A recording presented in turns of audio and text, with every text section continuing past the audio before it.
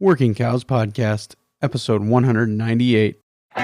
Welcome to the podcast that gives producers a platform to discuss and share paradigm-challenging practices. Practices that have increased the effectiveness of their operation and the joy that their families have received from this lifestyle.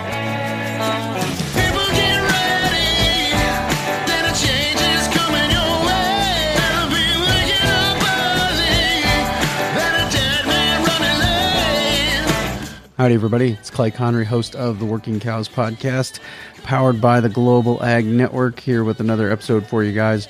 Really excited to be joined today by Dallas Mount. Dallas, of course, is the CEO of Ranch Management Consultants.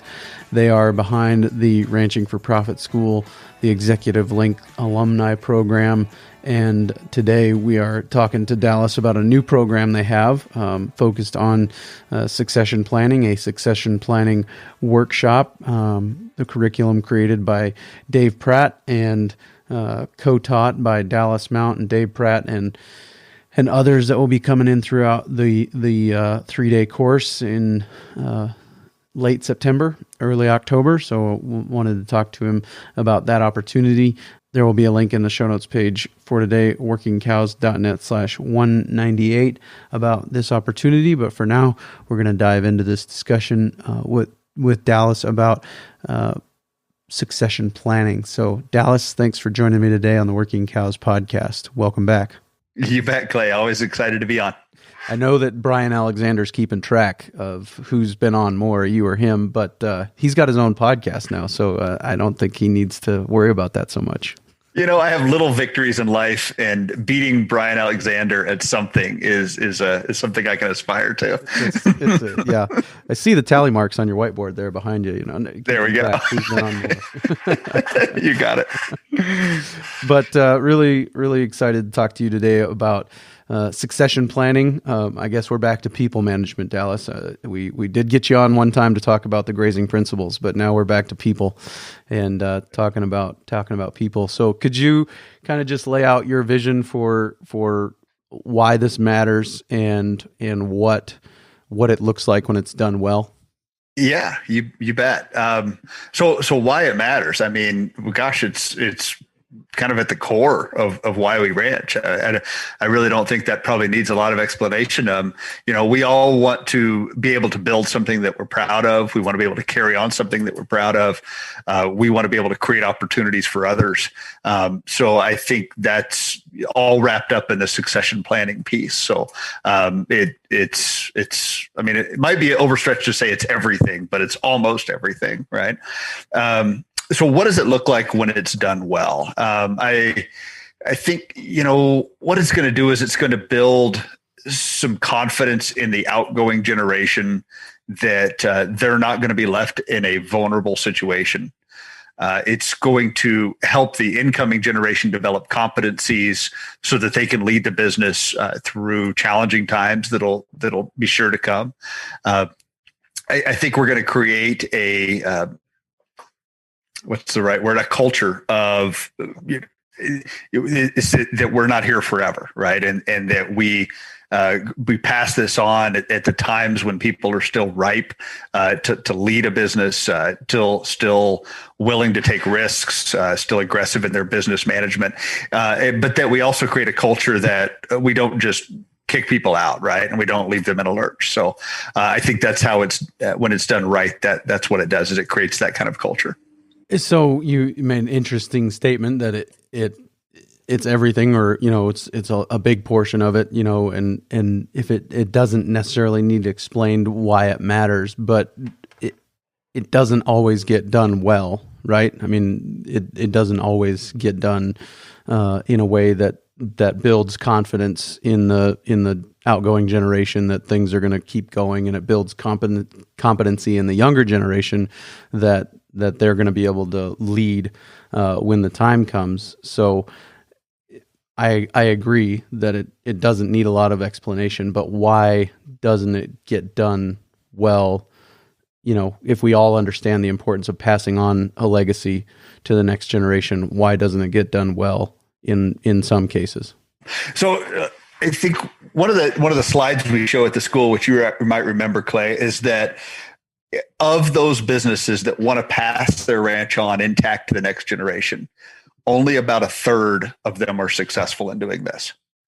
Right. So this was done when they asked a group of people, okay, do you want to pass your farm, your ranch on intact to the next generation? And of those that said, yes, we do, they came back and followed up with them, and they found that only a third were successful in doing that. And I think that probably still holds today from the time that study was done. So why is our failure rate, I guess if you wanted to call it that, why is the failure rate almost 66% or so high, right?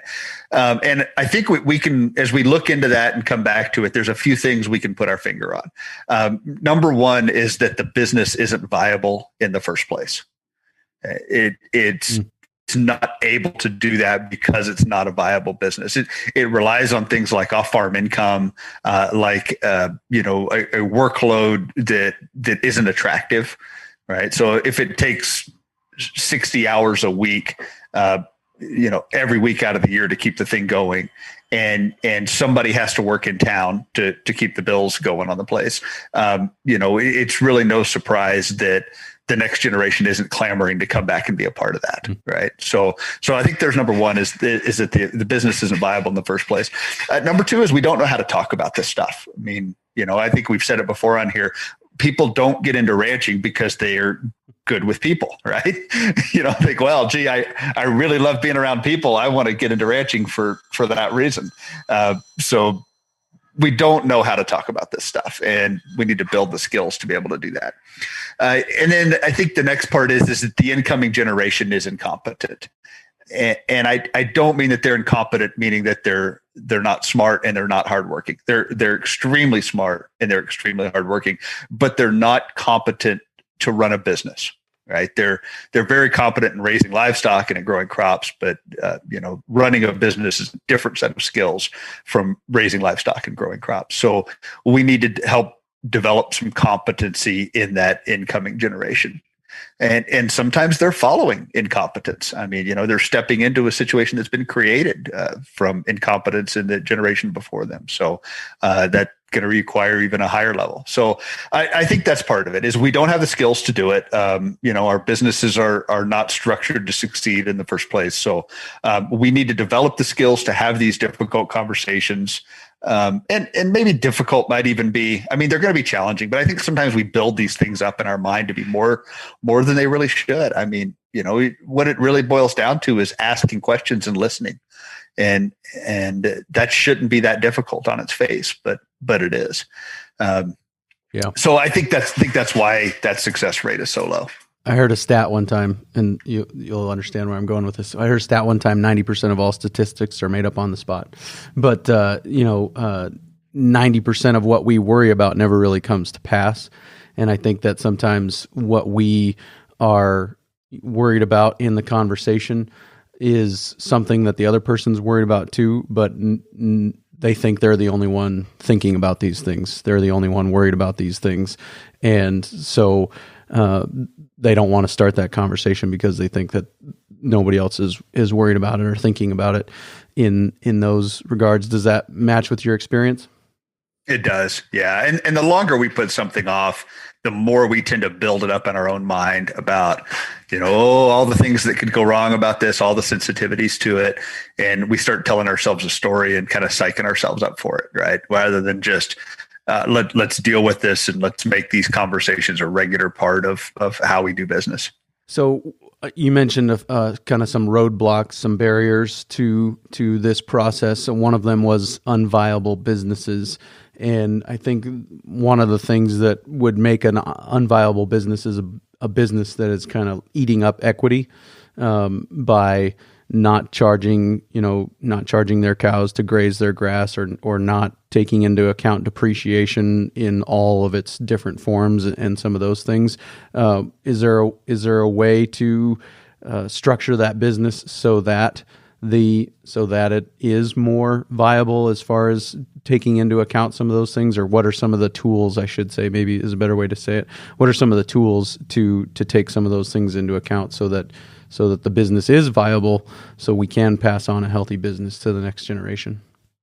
Yeah, the tools to do it are the things we've been talking about for decades now.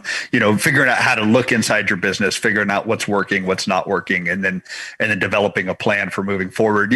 I don't think in the 20 plus years I've been doing this, I've ever come across a business where there was not a solution, an economic solution, right? Where we couldn't find a way to help this thing create whatever ownership wanted it to do, right? So I think sometimes people build that up in their mind that, there's just no way to make this work. And there's almost always a way to make it work. Now, that being said, you're not going to say, well, we're going to run 100 cows the way we've always run them and provide enough family living for 5 families on the thing. I mean, there's some economic realities into it. But if you took a place and said, okay, we want to make this place cash flow, we want to make it support our lives, what are some ways we could do that, right? We're overlaying some creative things on there, bringing some ideas to the table, vetting those ideas, figuring out which ones have merit, and then developing, timeline plans of here's the things we're going to execute to move this thing forward. That's the way we do it. It's look into the business, figure out what's working, figure out what's not working, get after it. Mm-hmm. Yeah, no, that's really good. I think that it's more about, am I willing to make a change? Like you just said, you've never come across a business or don't remember a business that couldn't have been made to work economically. And that difference between economics and finance, of the economics being, is it profitable? And then the finance being, how do we pay for it? Like that economic piece is the one that we miss. The finance is the cash flow, and we cash flow. It's okay. Well, but we're economically losing value and eating up equity. But you're saying that most of the businesses could work economically if we were willing to make a change, maybe in the structure of the business or what it is that the business is. Even go from cow-calf to custom grazing or something like that. Right. Yeah, you got it. We oftentimes we come at these things and put ourselves into a no-win situation where we say, well, we want to keep doing what we've always done the way we've always done it, but yet we want very different results, right? So how can I continue to run these cows in this way, but make the business make me $300,000 a year more, right? Right. So that's the wrong way to look at it, right? What's the end result, and then let's start talking about strategies to get there. Sure. Yeah, and in the realm of difficult discussions, we maybe another episode is an episode where we can go without mentioning the book Crucial Conversations. But are there some tools as far as the difficult discussions that you would recommend, or some strategies to overcome those difficulties? And I know that maybe that's not the right word, but just loaded or weighty discussions, uncomfortable. I think there's other ways we could talk about it. But are there some tools and strategies that you've seen work well in overcoming some of those things?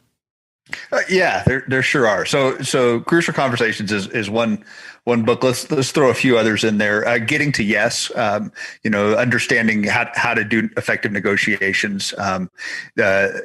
Stephen Covey's 7 Habits has a lot of things that come into this about how to effectively listen. How to engage in these kind of conversations where before somebody's interested in what right? You need to be sure that you've heard what they and understand their position, right? So a lot of that comes out in those. So what are ways to do this? I mean, just some nuts and bolts kind of tools are, come with your intentions and be able to put those on the table and your concerns, right? Hey, I'm worried that when we have these conversations, it's going to affect our relationships. And the last thing in the world I want us to do is pull each other apart as a family. That's not what I want to have. But what I do want to come to is I want to deepen our understanding of where we're headed and the plan that we're headed to keep this place intact, to make the business viable. Right. So I don't want to damage our family relationships, but yet we need to find some paths forward to make the business viable. Right. So starting with those kind of statements are really going to put things out there for where you're coming from, what you do want to have happen, but then also what you don't want to have happen. I think that, for example, from my own life, just this morning, I had a difficult business conversation with someone outside of my business, my family business.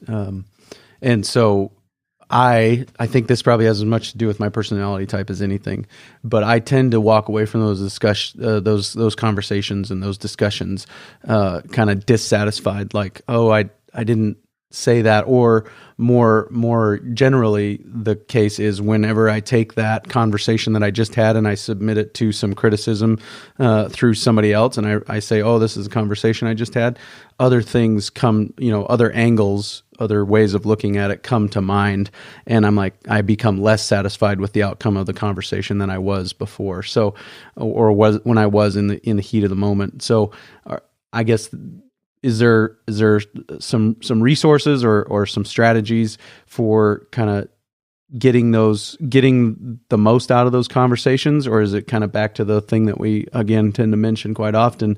We're just not going to always be very good at this when we get started, and we got to continue to practice, but also give ourselves margin to not be very good at it when we're getting started. Yeah, I appreciate what you're saying there, and we've all been in that situation, right? That happens to me too, where you feel like so the ones where I feel like I do better and the outcomes are the ones where I give it some more thought ahead of time. What's the outcome I'm looking for here? What are the things I'm not willing to compromise? And I'll even take out a piece of paper and write those things down ahead of time, right? Some people almost like to write a letter ahead of time to say, this is what I want to say. And that way you can choose your words, have some opportunity to choose your words a bit more carefully. I think in the moment, a good thing to do is to remember to ask more questions than what you make statements. And if you can think of some good questions to ask of the other person, like, what's the outcome you're looking for here? And how do you think we could make that happen? And, what are and spend more of your time questioning before you start making statements. Generally that helps you better understand where they're coming from and helps that conversation go well. Yeah, no, actually one of the resolutions I thought of after the conversation was, well, maybe I could just say it in an email a little bit more succinctly and choose my words carefully. But here you are saying, before you have the conversation, write the letter, and get some of those things down on paper. That's a really helpful nugget, I think. So appreciate that.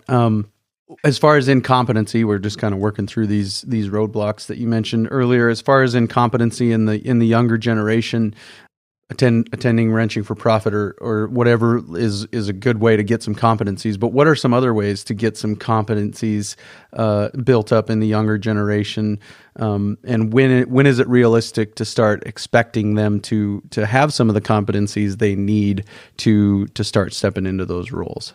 So when is it realistic? I think when that person enters into the ranch in some kind of an employment role, right? If they're taking on some more major responsibilities with the ranch or want to work into that, then we need to start treating them as such, right? And the hard thing is when it's junior, right? And when junior's been 12 and growing up on the ranch and then was 15 and had those duties, well, then all of a sudden we turn around and they're 20 and they're 21 and we're still treating them like they're 12 or they're 15, right? At the kind of the go do this, go do that things, rather than starting to step back and say, okay, here's the outcomes that we want you to produce. Now, why don't you come up with a plan for how you're what the strategy is to produce these outcomes, right? So for example, if Junior's always been responsible for, okay, hey, I want your job this winter is to feed the cows, right?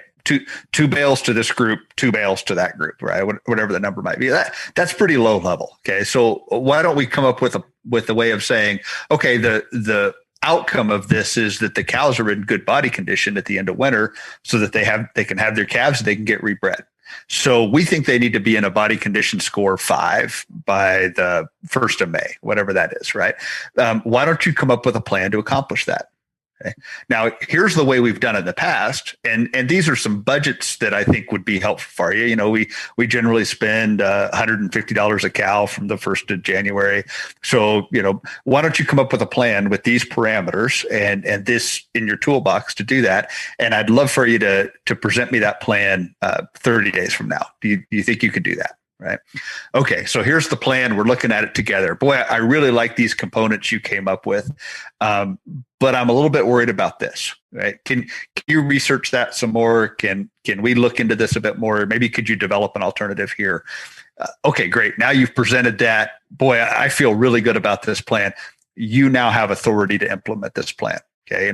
And here's how we're going to watch this. Here's going to be our caveats, right? We're going to body condition score cows the end of January, the end of February to make sure we're on track for this. You know, we're going to be monitoring these things that we're going to be looking at, right? So that's a different level of developing competency in somebody than just feed this group 2 bales, feed that group 2 bales, right? So we're going to expect them to come up with plans. We're going to share with them how we're going to hold them accountable to producing those results.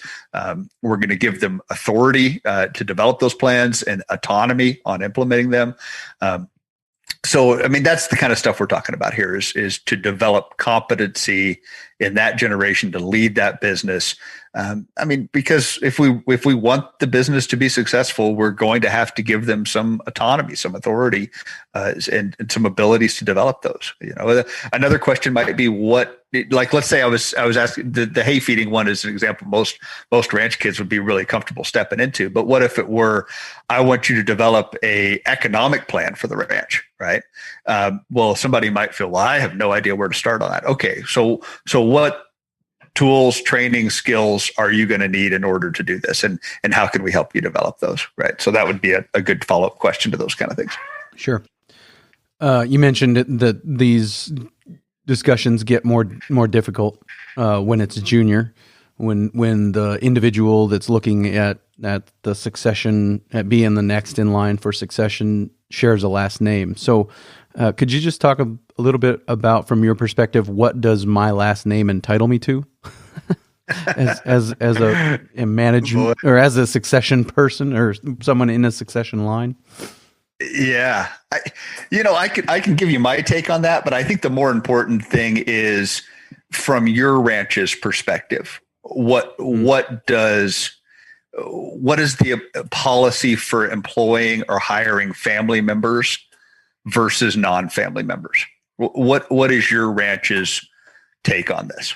Okay, because my take is going to be different from your take, right? And if it's your ranch, if it's your business, it's your plan that we need to figure out how to work. So here would be some interesting questions. Okay, if the ranch is going to create positions for family members, how long are we willing to subsidize those positions before we call it an ineffective approach, right? So let's say Junior, it could be a he or she, right, is expressed interest in coming back to the ranch, and we want to create an opportunity for them. But right now there isn't a position available. I mean, we're currently filled up. Well, we might say as a family, you know what, we're willing to subsidize this $20,000, $30,000, $50,000 a year for the next 2 or 3 years while you establish a business on the ranch, while you take something that we're currently doing, add another enterprise to it,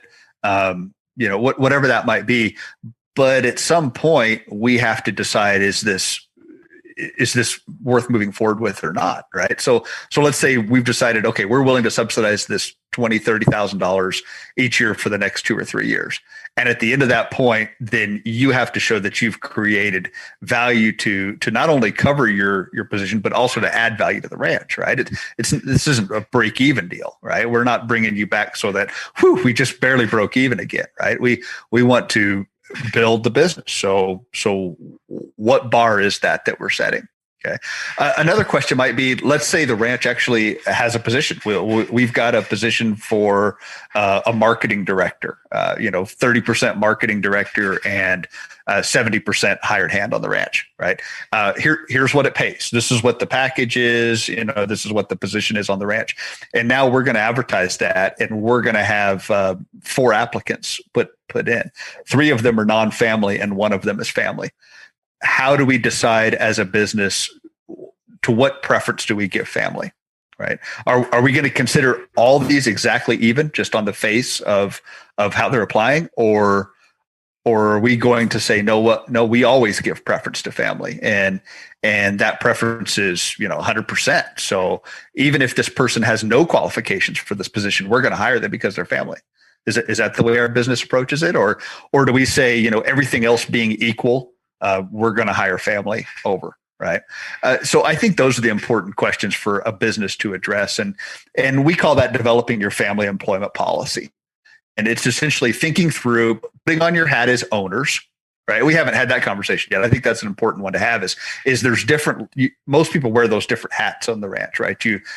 Most people wear the labor hat. We're out there doing the work.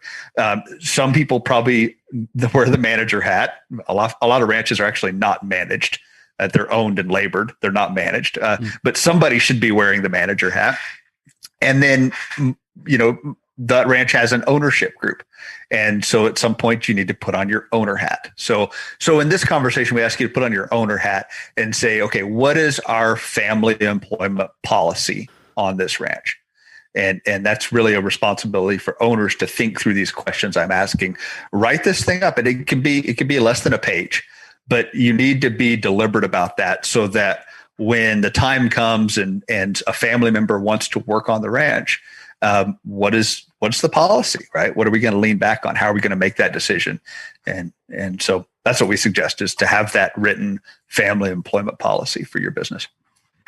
That's one of the things that I appreciated from the school when I attended the Ranching for Profit school. Was I think one of the first things, or really early on in the school, you kind of emphasize that point about there is no recipe, right? And that's kind of what you're talking about here. There isn't a recipe. You could give me your take on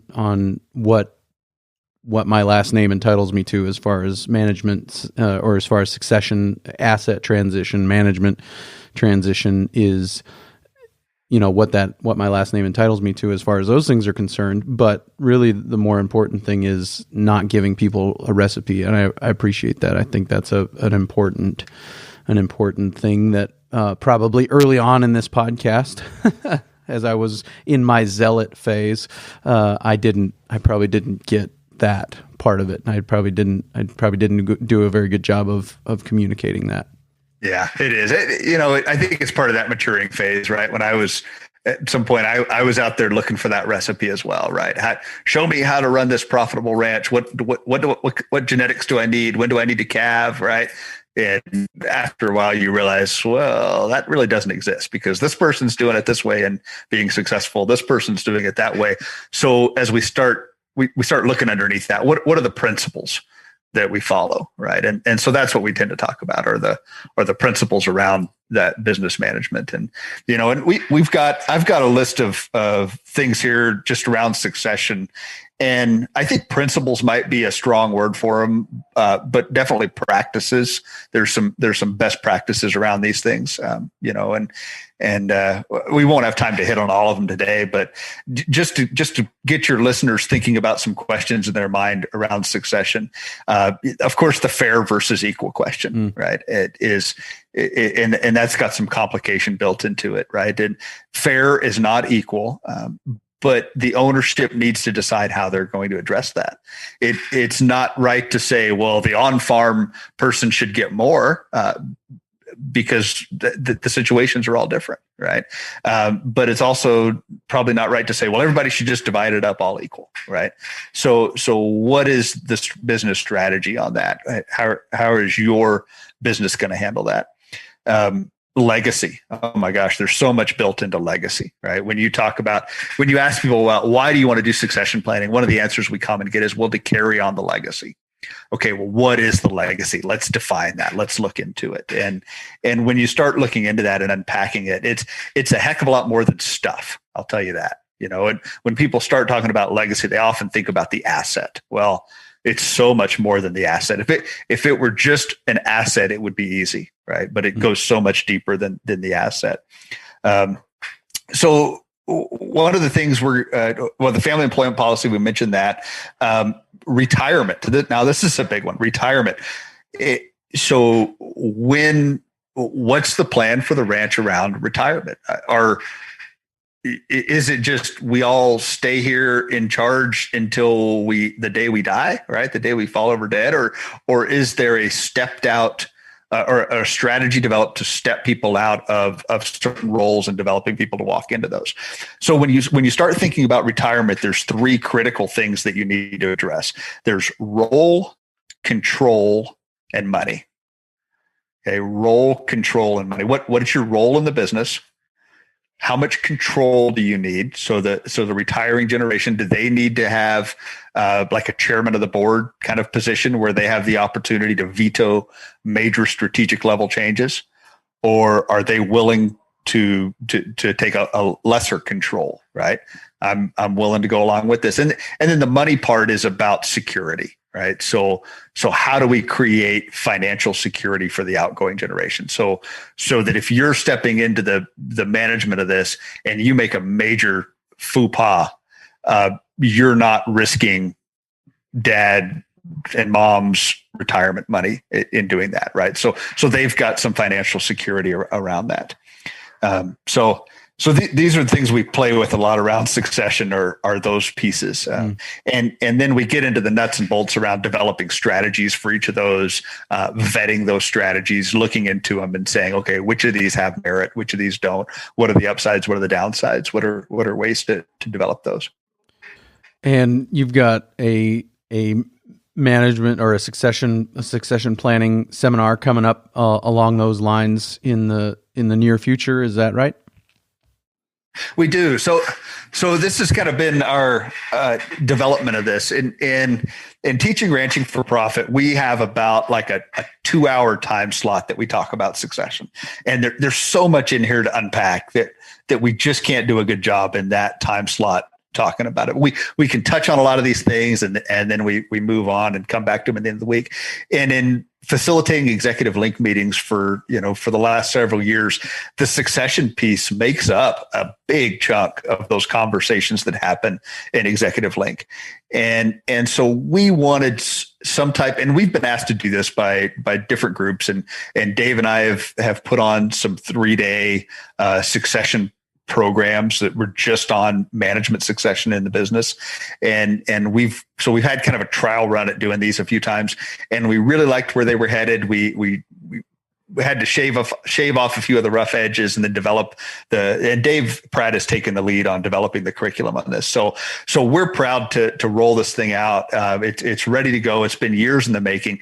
And we're going to offer our first multi-day succession planning workshop that's being done, in-house RMC. It's going to be September 29th through October 1st this year in Cheyenne. And there's some important things about this. For one of the things, it's going to be people from all over the country that are traveling to a location to spend time focused on this part of their business. So we're not going to, Rapid City and doing this for people within a 100-mile radius of Rapid City, right? Because the conversations that are going to happen at this workshop are going to be things that you need to be in a safe place to talk about them, right? So it's going to have a lot of diversity among the people that are there, and be able to really dive in at a deep level. And that's one reason why we've limited it to businesses that have been to Ranching for Profit is when you have that shared experience, you have a deeper level of trust that you're willing to engage on those deeper level conversations with. So this first one is going to be limited to businesses that are graduates of Ranching for Profit. That means if you're, let's say your mom and dad took the school 20 years ago, your business is eligible, right? So if the business has sent somebody to Ranching for Profit, you're eligible to come. And I mean, Dave is an amazing curriculum developer, and he's been given a lot of thought to what are the outcomes of this workshop. So people are going to leave with a written outline for their succession plan. Right. Most of what we're going to be talking about is the managerial succession plan. How do we pass on control, development of the business, roles in the business, leadership of the business? We're definitely going to talk about asset succession some. And so when we say asset succession, we're talking more about estate planning things, right? We've got a gentleman coming it's a pretty big expert on structure of these things. So he'll be available for people to sit down and ask their questions too. But the management part of it to me is the one that is really tricky in developing. The asset succession part is, I mean, really that boils down to the owners need to decide what they want to do. They need to take action to set that up, and then they need to communicate that plan with everybody. I mean, that's the asset succession part, but the management succession part is so much more tricky and challenging to get right. So everybody's going to leave with a draft succession plan that's written down. We've structured it to encourage multiple people from a business to come together. We hope businesses will bring representatives of the different generations, be there focused with that time to have those conversations. We're going to have both Dave and myself there to kind of serve in some facilitative roles. We'll be around in the afternoons and evenings to work with families one-on-one during those times, that are doing this stuff. And, this is such a high value piece in the business, and it's so critical to get it right, that, to me, we're going to be able to offer a lot of value in this and help businesses make some decisions to move forward on this. Very good. I think you answered all the questions I had anticipated wanting to ask as far as the seminar itself. First of all, who can come, alumni of RFP, who should come, multiple generations from each business, and then some of the things that you'll be covering. So I think that's a real good outline. Really, really glad that's happening. And you said it's been years in the making. I think I probably heard the pitch for one of the first iterations of this in Baggs, Wyoming. Am I right? And probably in early 2020 or early 2018, maybe, or late 2017. That's right. Yeah, that was one of the first ones we did, and it kind of let us get our feet wet in working in this arena. We did another one in Malta, Montana, a couple years ago. I think Dave's done one on his own since then. So, but this is the first one that RMC is really putting our brand on and doing it in house. So we're happy to offer this. I mean, it's I remember riding with a gentleman in Australia, and really successful, well-known Australian rancher. And he had his daughter and his son-in-law on the ranch with him. And I was asking him about some succession things. And he told me, well, we've been very deliberate about the succession piece. And he said, we've actually brought in facilitators to help us have these conversations. And we're bringing in consultants to help us structure the business, financial consultants, tax accounting folks. And I said, well, what have you invested in the succession piece? And he said, probably in the neighborhood of $50,000. Right. And I kind of stepped back and I went, wow, that's pretty significant. And he turned to me, and I was sitting in the back seat of the car and he was in the front driving, and he turned to me and he said, no, you don't understand. If I don't get this right, it's all for nothing. And I was kind of stepped back, and he said that $50,000 is a drop in the bucket. Right. And he was drilling me on this thing. And he said, if I don't get this piece right, he said, where's the business going to be in 5 years from now, 10 years from now, 20 years from now? And that impressed upon me, it wasn't the monetary value, but it was his recognition that this is a critical part of the business to spend time on, and to really make sure you have some pieces in place that are going to keep the ball moving on this. So So anyway, hopefully we can play a role in that and help people make some significant progress towards putting together this plan for what's the estate going to be, but then I think more importantly, who's going to be making the decisions on it. Yeah, and if I we're recording this on the Friday. I think the email announcing this went out yesterday, or maybe the day before. But in the history of what I've seen ranching for profit or ranch management consultants promote, things have tended to fill up pretty quickly. Have you had any interest on it yet? As a result? Yeah, we've got several enrollments already. So the challenge of this is we're doing enrollments by the business. And so a business might bring 4 people, right? If you're going to bring, or even 6 or 8 people, who knows how many people that business is going to bring. So we really don't know what kind of space we have. We're making space for 48 people. But that doesn't let us know how many businesses there might be room for, right? So we're going to take registrations until we get close to that 48, right? If we're sitting at 46 people and a business calls and says, "Hey, we want to come and we're going to bring 4," right? We'll say, "All right, come on," and then we'll close it right behind them. Mm-hmm. So I'm not sure what how quickly it'll fill up. I do anticipate there's going to be some strong positive response to it, but this is kind of our first run of this, so we'll wait and see. Sure.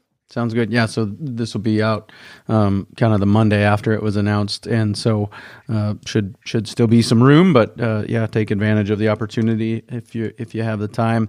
I got a couple of questions that came in from the private Facebook group.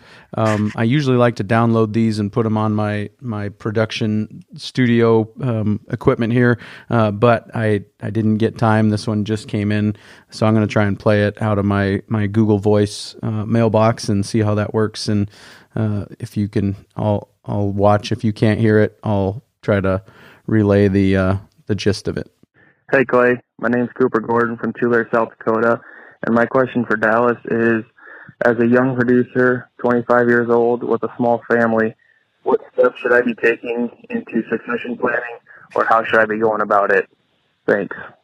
Cool. Yeah, I appreciate him being proactive on this at a young age. I don't know that he needs to structure the thing to say, well, here's going to be the role for the next generation at this point in his life, right?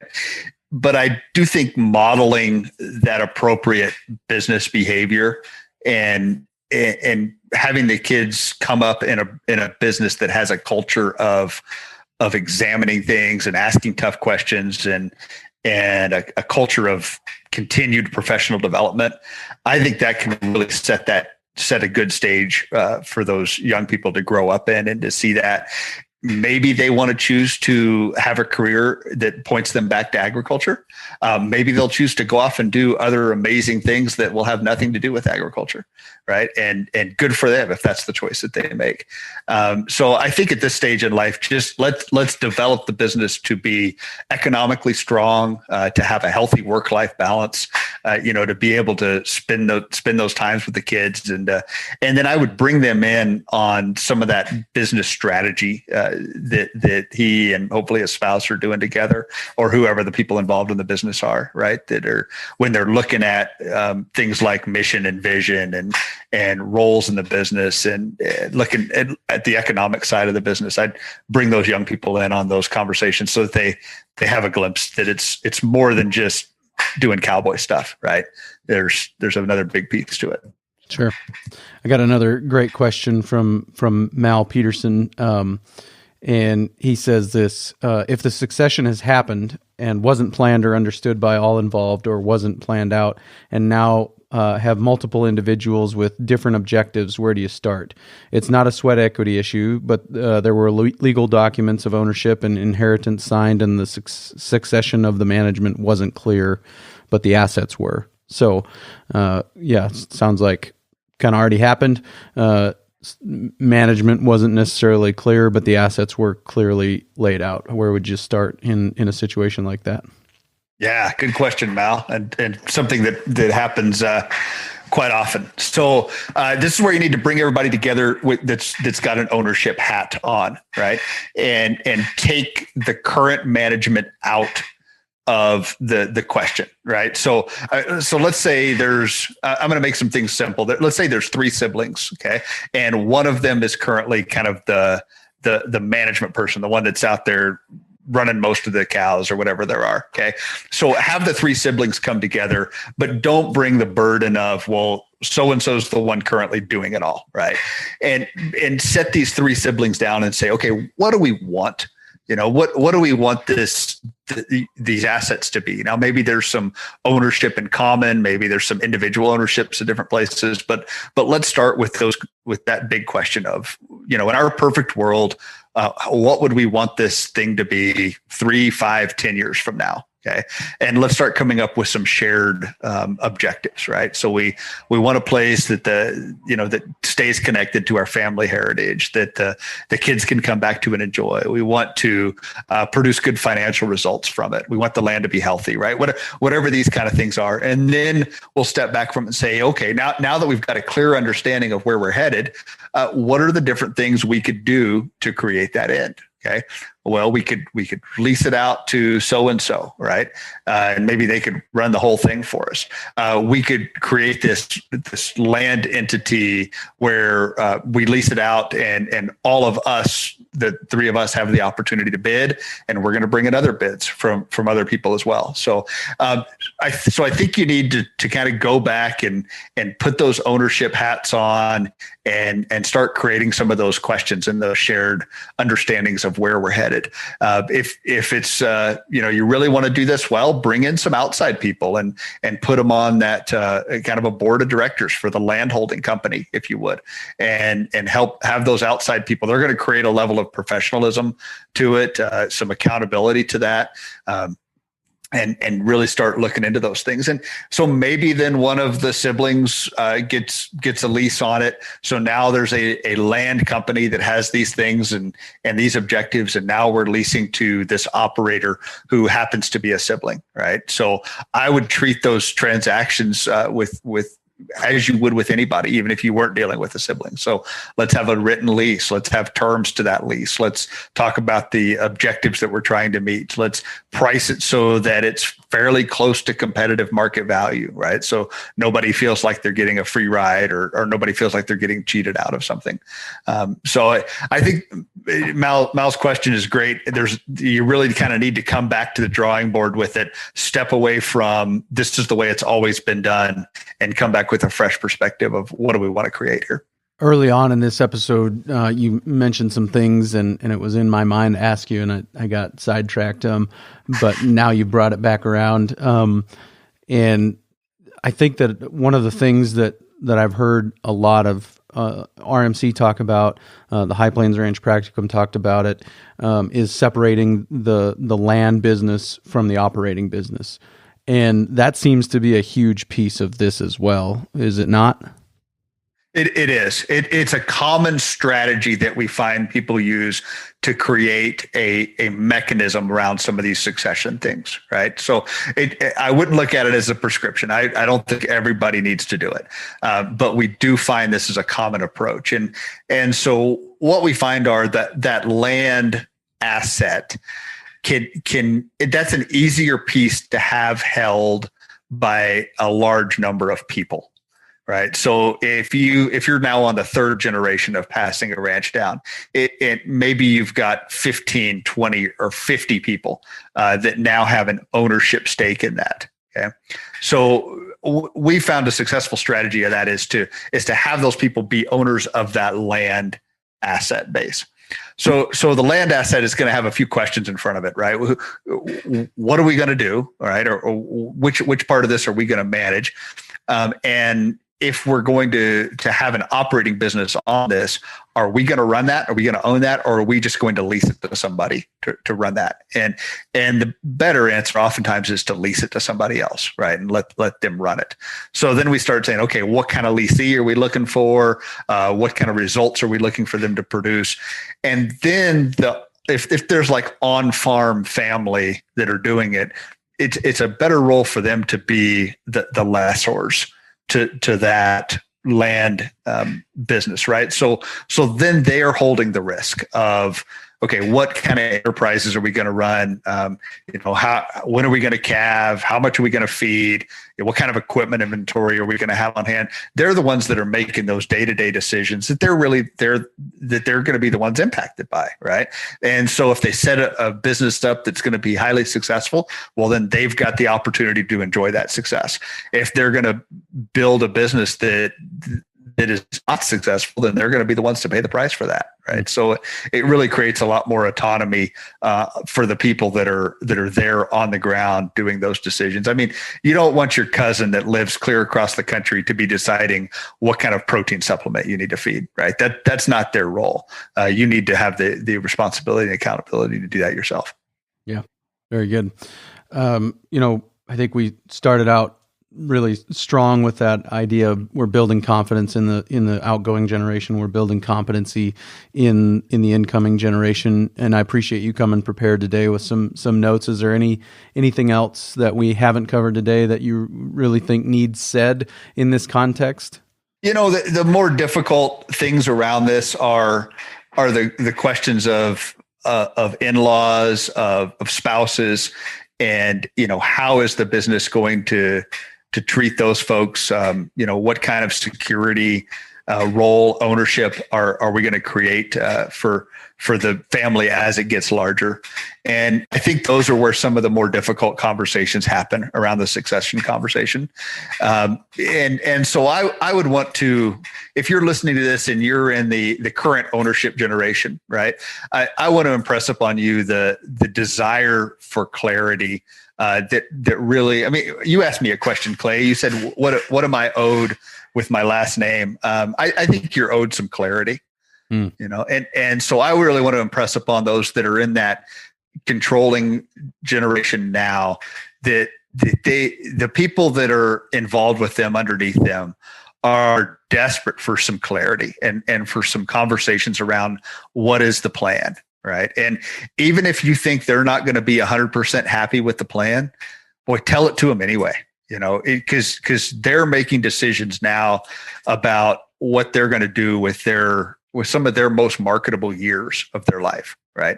So if they're in their 20s and they choose to stay on the ranch for the next 15 years, right, how able are they to go on to a different career at that stage in life, right? Not very.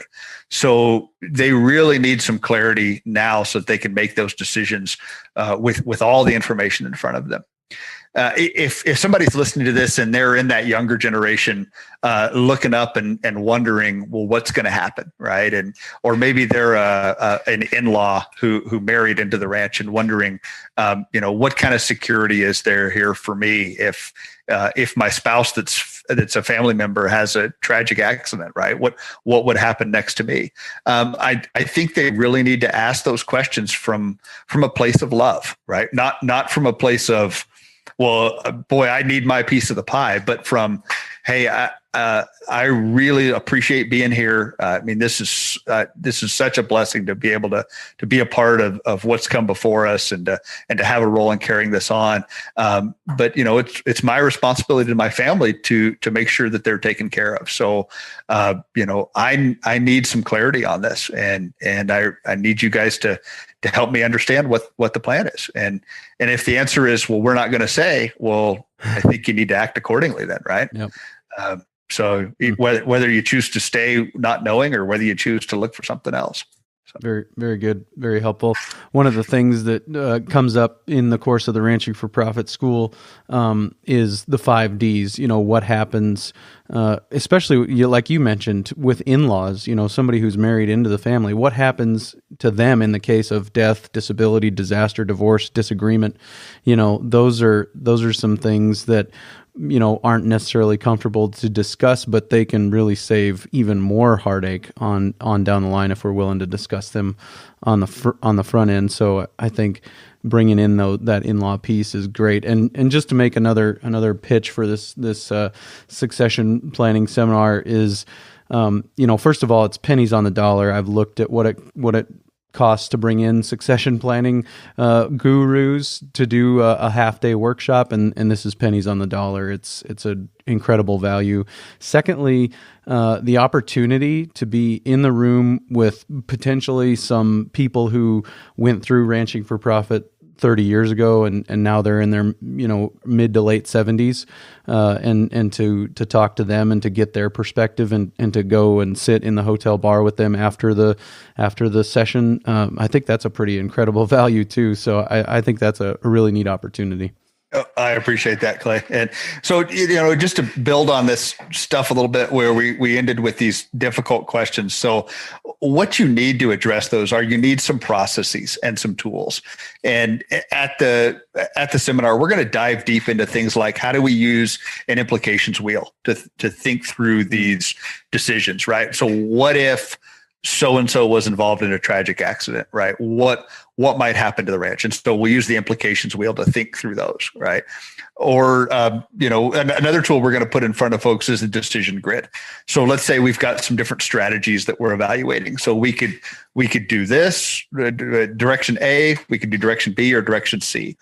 So how do we evaluate those three different strategies, and how do they fit in with our core values, with our mission, with where we want to be, and really be able to think through those in a rational and well-developed process. And we're going to be doing those kind of nuts and bolts things at the seminar. So, but yeah, I appreciate you having this conversation. I got to listen to the episode you did with Elaine a few episodes back, and she had some really good things to add. And I just appreciate that we're getting these kind of conversations in front of farmers and ranchers, and hopefully putting some tools in front of them and some encouragement to deal with these things, because it's been too long. It's been too long that these kind of things just go not discussed.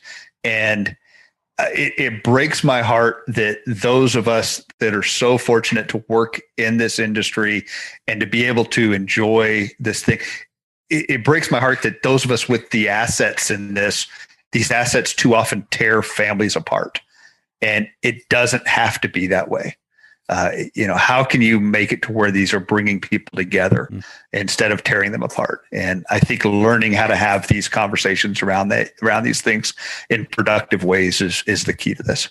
Right. Something more than, I don't know where this originally came from, if it was at the High Plains Ranch Practicum that I heard it, but something more than the Lion King succession plan, go up on the hill and say, someday this will all be yours, But also, the best part of that Elaine Frey's episode was when she stopped me in the middle of my story and said, let's tell better stories. And this seminar, I think I've been calling it a seminar. It's probably a workshop, but whatever. This event is a tool for us to be able to tell better stories. So yeah, I appreciate her when she stopped you in that, and I thought, boy, there's a skilled facilitator, right? Somebody that can say, okay, now wait a minute, stop right there. We're gonna tell different stories. So because I was with you, man, I was down in the weeds groveling on, and so often this stuff doesn't work, and she just put the brakes on that. It was beautiful. I thanked her for it then, and I think I thanked her for it later. So anyways, DallasRanchManagement.com, best place to send people in the show notes page, workingcows.net/198. Yep. If you click on our schedule button at the top right there, it'll take you to the page where the succession workshop is linked, and you can read all about it there and get more information. So even if you don't come to the workshop, dive into this stuff, guys. I want to encourage you to have the courage to lead these conversations in your business. Be willing to be vulnerable with each other about talking about what are you worried about in these things, what are your desires, what are your hopes, and be willing to put things on the table, because that's where we'll make progress. Yeah, absolutely. Thank you, Dallas, for your time today. All right, thanks, Clay. Very good stuff. Really appreciate that, and would encourage you to check out the show notes page for today, workingcows.net/198, to look at the opportunities that are there to sign up for this course. Again, recommend doing so sooner rather than later, but take the opportunity as it comes. And also would like to tell you, coming up next week on the Working Cows podcast, I think we're going to be talking to Shannon Sims. Shannon was originally scheduled to be the guest for episode number 3, but he was unable to join me to talk about windrow grazing. His wife Melinda stepped in and did a fantastic job, but it's taken me nearly 200 episodes to get Shannon back on the show, not because of any scheduling conflict, just hadn't reached out to him, but I'm really looking forward to him. Really have appreciated. I saw Shannon and Melinda originally share at the High Plains Ranch Practicum on that first 2-day session of the High Plains Ranch Practicum, kind of the 2 days that started it all as far as the Working Cows podcast is concerned, and my journey of out of the box thinking and those things, and Shannon and his wife came in at the end of those first 2 days and kind of put a cap on it. And I still remember hearing them talk about how they want to capture so much water that they don't have any runoff, so their dams dry up, and then they want to raise the water table so much that those dams fill up from the bottom up. And so just a great family. Really appreciate them, really appreciate their model of business and some of those things, and I'm sure we'll talk about all that. But the main nugget that we're going to focus on with Shannon is transitioning to a closed herd, and so really excited about that. So look forward to another episode of the Working Cows podcast coming your way real soon. We invite you to visit workingcows.net to subscribe to the show via iTunes or Stitcher. You'll also find detailed show notes pages, resources from our guests, and the industry leaders who have influenced them. For more ideas on putting your cows to work for you in a more profitable way, tune in next week.